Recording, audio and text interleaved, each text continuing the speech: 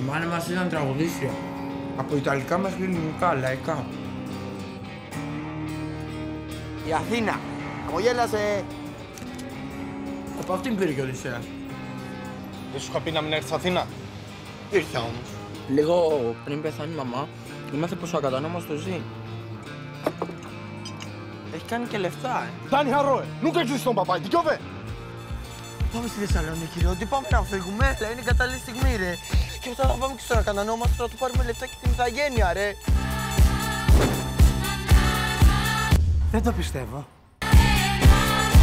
Καλά, ρε Οδυσσέα, εσύ δεν το θυμάσαι καθόλου? Εγώ το θυμάμαι λίγο. Πώς να λέω τέτοιο χρόνο στις 100.